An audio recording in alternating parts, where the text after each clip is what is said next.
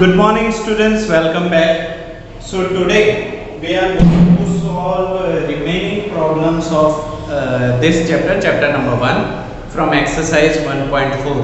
जो बच गए हैं उसको हम एक एक करके सॉल्व करने की कोशिश करेंगे. So from exercise 1.4 fourth problem हम सॉल्व करने जा रहे हैं. अभी फायदा और नुकसान, प्रॉफिट एंड लॉस, इसको पहले समझ लीजिए कि आपको फायदा कब होता है कि जब भी आपने कोई 1 रुपए की पेन खरीदी और उसको आपने 2 रुपए में बेची तो आपको 1 रुपए का फायदा, दैट मीन्स एक्स्ट्रा आपको मिला. बट मान लो आप कोई खिलौना 10 रुपए का खरीदते हो और आप उसको 5 रुपए में बेचते हो तो 5 रुपए का नुकसान यानी कि लॉस आपको उठाना पड़ा. हाँ या ना?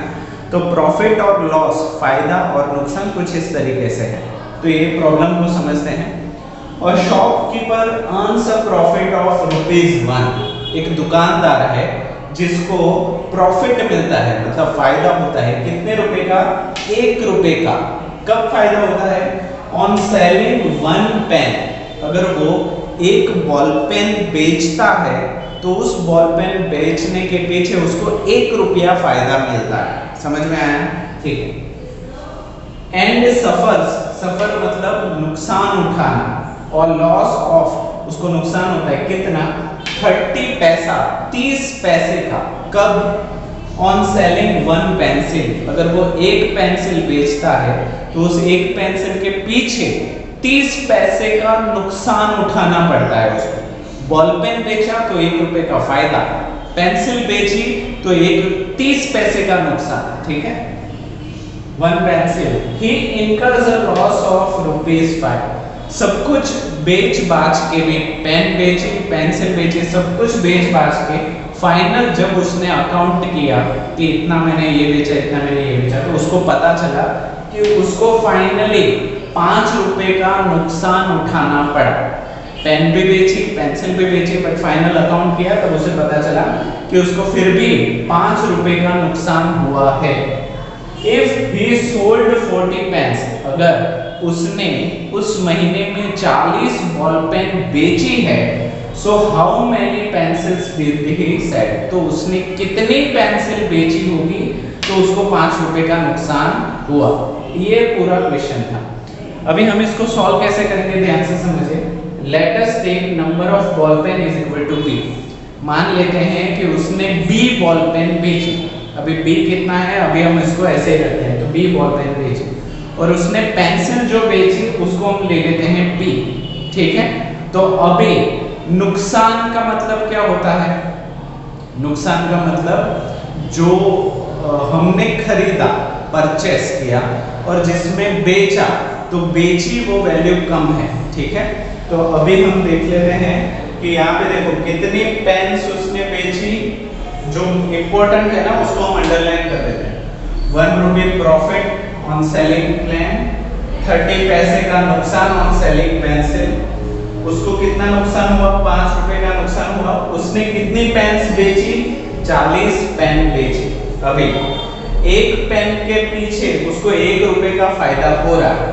तो 40 पेन बेची तो उसको कितने रुपए मिले होंगे? 40 रुपए मिले होंगे. तो ये तो क्लियर हो गया. सो 40 रुपीज तो उसने अर्न किए पेन को बेच. अभी ठीक है. तो ये उसको फायदा हुआ. अभी पेंसिल बेचनी है तो पेंसिल के लिए 30 पैसे का नुकसान हो रहा है. अभी पेंसिल कितनी बेची है वो हमें पता नहीं है, तो यहाँ पे मैं माइनस कर देता हूँ. ठीक है. तो पेंसिल कितनी बेची है? पेंसिल के लिए लिया है हमने P. ठीक है. इनटू एक पेंसिल के पीछे कितना नुकसान हो रहा है? 30 पैसे का. क्यों मैंने -30 लिखा? क्योंकि ये नुकसान हो रहा है, लॉस हो रहा है, इसीलिए. तो इसको करने के बाद फाइनली उसको कितना नुकसान हो रहा है? 5 रुपए का. तो यहाँ पे -5. कुछ इस तरीके से हम लिख सकते हैं.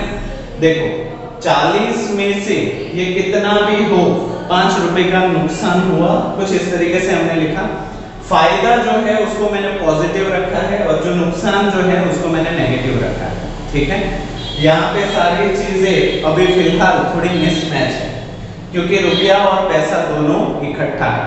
अभी रुपया और पैसा दो दो यूनिट है, अभी दो यूनिट एक साथ रखेंगे तो प्रॉब्लम हो जाएगा गलत। तो हमें क्या करना होगा, रुपए को पैसे में कन्वर्ट करना पड़ेगा।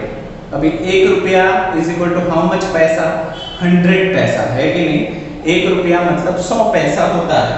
तो यहाँ पे 40 रुपया है, तो कितना पैसा हुआ, 4000 पैसा हुआ कि नहीं। तो इसको हम क्या लिखेंगे, 4000 माइनस, अभी ये P इंटू ये माइनस माइनस हो जाएगा, हाँ, तो ये माइनस इंटू माइनस प्लस हो गया, एंड ये क्या हो गया 30 पेंसिल है कि नहीं, इज इक्वल टू ये 5 रुपए हैं, उसको पैसे में कन्वर्ट करना है तो 500 पैसे हो जाएंगे। तो यहाँ पे क्या हो गया -500 पैसा। तो अभी ये सारी चीज किस में है, पैसे में है। तो 4000 ये 500, अगर मुझे ये 4000 को यहाँ पे डालना है तो यहाँ पे -4000 करना पड़ेगा। तो 4000 minus 4000 plus 30p is equal to -500। अभी हमने -4000 यहाँ किया, तो यहाँ पे भी हमें -4000 करना पड़ेगा, है कि नहीं, क्योंकि दोनों तरफ बैलेंस होना चाहिए। अब ये +4000 और -4000 दोनों चीजें क्या हो जाएगी, कैंसिल हो जाएगी, क्योंकि +1 -1 0, +2 -2 0, तो +4000 -4000 क्या हो जाएगा 0, तो ये हो गया कैंसिल। तो बचा क्या, देखो 30p इज इक्वल टू 4500, सो -4500 हुआ कि नहीं हुआ। अबे एक 0 यहां से और एक 0 यहां से कैंसिल हो सकता है। अच्छा चलो पहले इतना लिख लो, बाद में हम आगे बढ़ते हैं, ठीक है। वीडियो को पॉज करके इतना लिख लो, उसके बाद हम आगे बढ़ते हैं, क्योंकि जगह नहीं है। So 30p is equal to -4500, okay. तो इसको मैं यहाँ पे लिखता हूँ,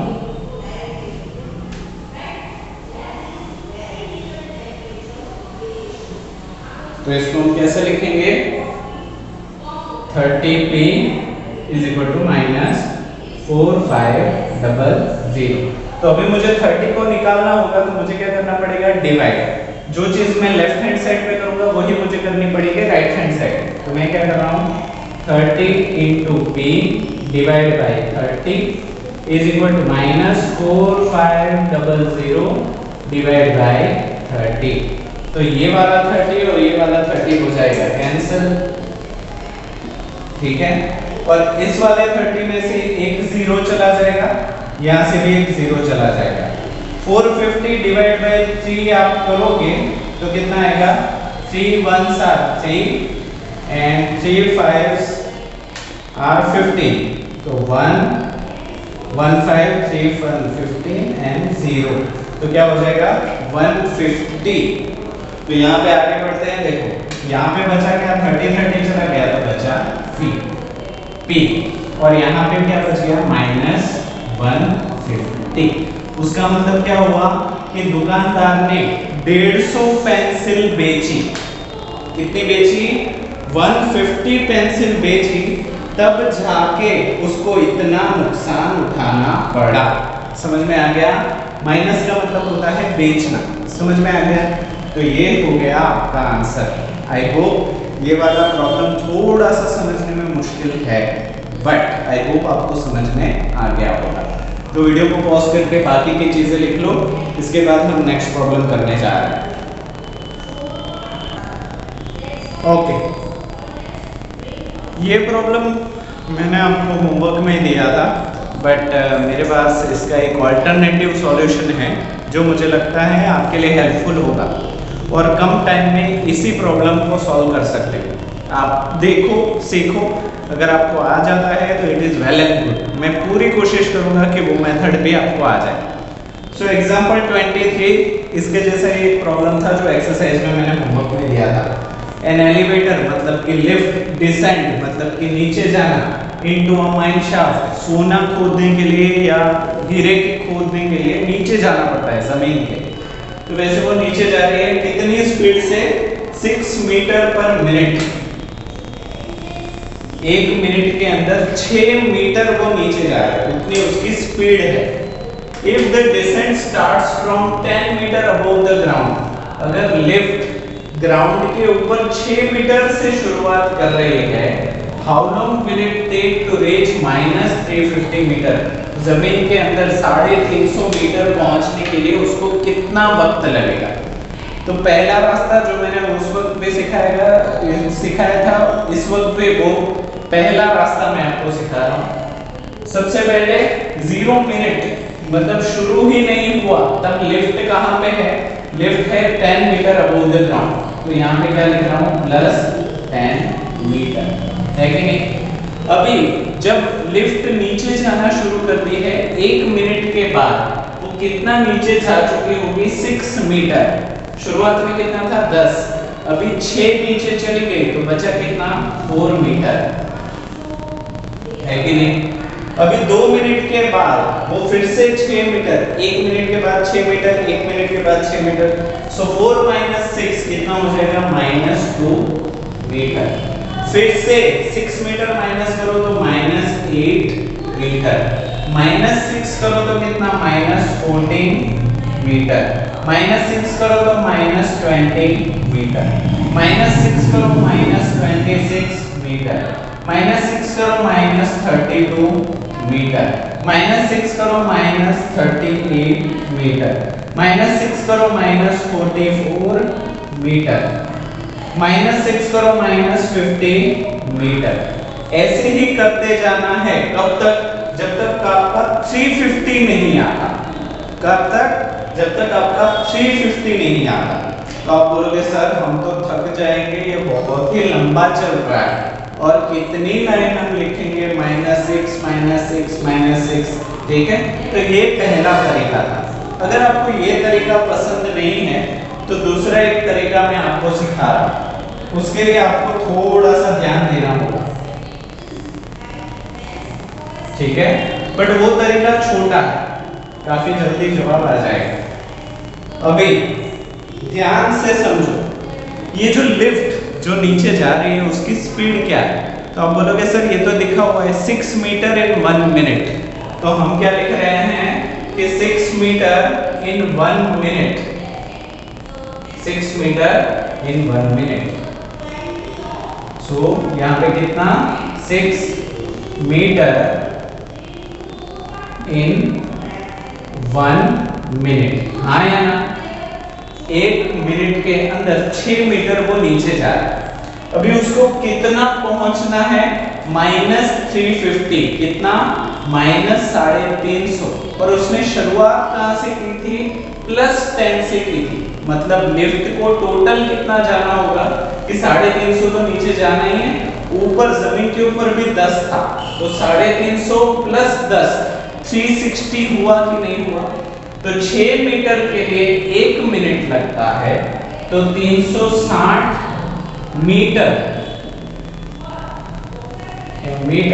इन क्वेश्चन मिनट, कितने मिनट लगेंगे? अभी सही है? अभी आप बोलोगे सर 360 कैसे? यहाँ पे तो 350 है, तो 360 हमने कैसे लिखा? 350 + 10। आप बोलोगे सर 350 तो यहाँ था, 10 कहां से लिया? यहाँ से। समझ में आया? क्योंकि लिफ्ट का तो टोटल डिस्टेंस हमें लेना पड़ेगा कि लिफ्ट कितना नीचे जा रही है, तो 350 जमीन से नीचे और जमीन से ऊपर वो 10 मीटर की, तो टोटल कितना हो गया? 360 मीटर। तो यहाँ पे हमें करना है क्रॉस मल्टीप्लाई, 360 × 1/6 मीटर, तो इसको हम कैसे लिखेंगे? Equal to 360 metre into 1 minute divided by कितना है? 6 मीटर, है कि नहीं? तो अभी जो जो चीजें कॉमन है उसको काट दो, मीटर और मीटर ऊपर भी है नीचे भी है, तो इसको काट दो, कैंसिल कर दो। अभी 6 इंटू 360 डिवाइड बाय 6, तो कितना हो जाएगा? 6 जा 360, तो ये कितना हो जाएगा? 60 और मिनट, तो यहाँ पे क्या आ जाएगा? 60 मिनट। मतलब वो जो एलिवेटर है, वो लिफ्ट है, उसको 350 मीटर पहुंचने के लिए 1 घंटे का टाइम लगेगा। 60 मिनट मतलब कितना हुआ? 1 घंटा हुआ कि नहीं हुआ? है कि नहीं? तो इस तरीके से भी आप आंसर ला सकते हो, और उस तरीके से करोगे तो भी आंसर आएगा, बट आपको ज्यादा लिखना पड़ेगा। दोनों में से जो भी आपको अच्छा लगता है आप वो कर सकते हो, ठीक है। यहाँ पे अगर किसी का ध्यान गया हो तो आप बोलोगे सर यहाँ पे माइनस था, आपने यहाँ पे माइनस क्यों हटा दिया? है कि नहीं? यहाँ पे माइनस था, आपने हटा दिया क्योंकि यहाँ पे टाइम है। -60 कोई सेंस नहीं बनता, और माइनस हमने इसलिए लिखा था क्योंकि वो नीचे जा रहा था, है कि नहीं? अगर आप माइनस हटा भी दो तो भी आपको सही आंसर मिलेगा, ठीक है। सो 60 मिनट भी सही आंसर है या 1 घंटा, दोनों सही आंसर है। तो आप वीडियो को पॉज करके ये वाली मेथड भी लिखो, ओके। अभी हम ठीक है,